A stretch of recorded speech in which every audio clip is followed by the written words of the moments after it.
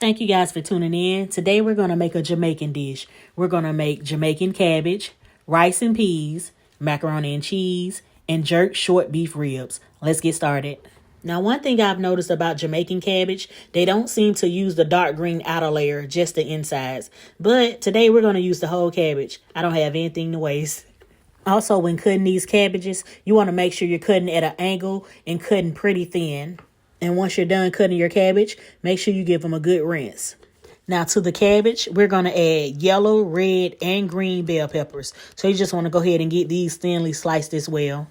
Now FYI, I've made cabbage 1,000 times, but I'm excited to make it this way. I've never put any kind of bell peppers inside of my cabbage.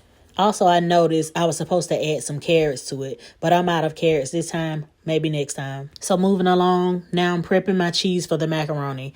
I'm going to use some pepper jack cheese and some sharp cheddar cheese and 1 pack of Velveeta squeezed cheese. I already have my own homemade macaroni and cheese recipe, so this time I'm switching it up just for this Jamaican dish.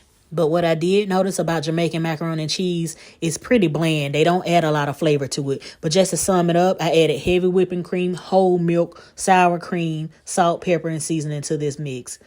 Now let's move along to what most consider the main course. And this was supposed to be oxtail, but could you believe it? We had none. I went to at least 5 different stores. So the short beef ribs are going to do because I actually love these anyway. Now, the goal when it comes to cooking short beef ribs for me is to make sure they're tender, do not overcook them, and make sure they have that flavor.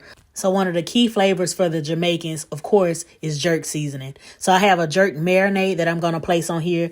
I'm also going to add some browning, some onion powder, some thyme, some Worcestershire sauce, some seasoning salt, and garlic powder. Now you want to go ahead and get your hands dirty by fully incorporating all of those seasonings into that meat. And once I'm done with that, I add just a little bit more season. Into the fridge it goes. Now it's time for the hard part. Now I'm going to go ahead and add some oil to my pan so I can get ready to braise those short beef ribs. All you're going to do is put them in there for at least 3-4 minutes on each side. Then once all meat has been braised, you're going to remove it so we can go ahead and make this broth. Now, I know the bottom of this pan looks burnt, but it's not. Trust me, you're going to need all of this for flavor. So to the bottom of the pan, you want to add some butter. Once the butter is melted, you want to go ahead and add in some bell peppers, yellow, red, and green. And once those peppers cook down, it'll be time to add your short ribs back in. And lastly, to your short ribs, you want to get it covered with some broth, some beef broth. If you don't have any beef broth, you can do like I did and use beef bouillon cubes, mix it with water, and it's going to give you the same results. My main reason for using water over broth is because you get the natural flavor from the short ribs versus the additives with the beef broth. Throw in a few bay leaves, place it in the oven on 400 for at least 3 hours. Now I'm going to go ahead and fix those sides for you. Again, I wasn't doing a whole video on the macaroni, but I'm going to show you how I did the cabbage. Added some butter to the pan with the peppers that I cut up. Throw in some garlic and go ahead and add those cabbage to the pan.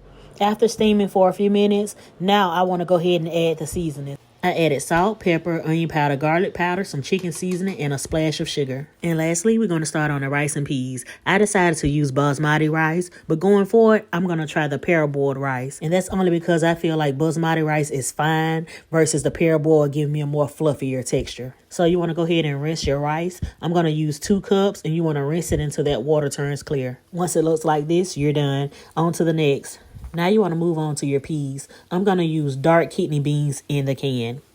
I always make sure I wash my kidney beans before I use them. So you want to go ahead and rinse all that slur off top of the kidney beans.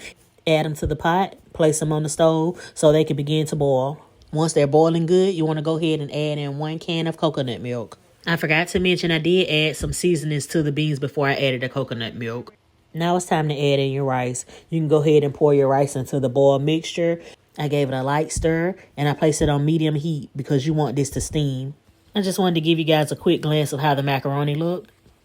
And here you have it, your very own homemade Jamaican dish. You have your jerk short beef ribs, your macaroni and cheese, your Jamaican cabbage, and your rice and peas. If you guys think you'll give this recipe a try, let me know in the comments. I guarantee you won't regret it. And if you enjoy your kitchen just as much as I do, don't forget to return. And as always, don't forget to like, comment, and subscribe, where cooking with BG is a vibe.